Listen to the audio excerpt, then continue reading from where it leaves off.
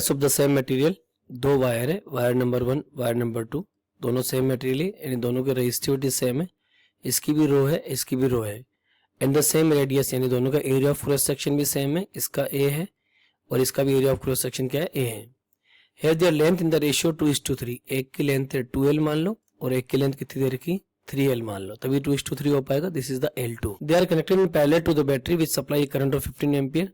दोनों रेजिस्टेंस मान लो, ये रेजिस्टेंस नंबर 1 है, ये रेजिस्टेंस नंबर 2 है और आपने दोनों को एक बैटरी से कनेक्ट कर रखा है और इस बैटरी से जो मेन करंट जा रही है वो करंट कितनी जा रही है आपकी 15 एम्पियर।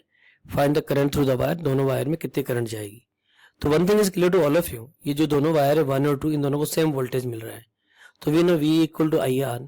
अगर वोल्टेज कांस्टेंट होता है तो it means we can write I is proportional to 1/R। यानी अगर मैं कहूँ आपसे calculate the I1/I2, you will say it is given by R2/R1। ठीक है, अब मैं पहले R1 R2 की वैल्यू निकाल लूँ या रेशियो निकाल लूँ, what I will say R equal to rho L/A। अब देखो यहाँ पे रो कांस्टेंट है, A कांस्टेंट, तो basically R depends on the L।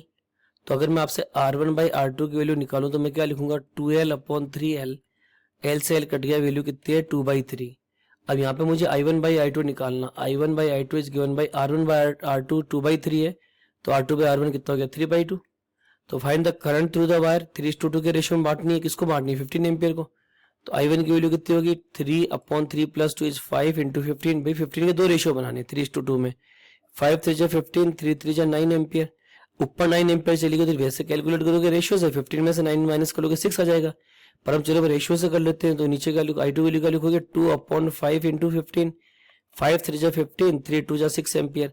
So right answer of the problem will be given by 9 ampere and 6 ampere.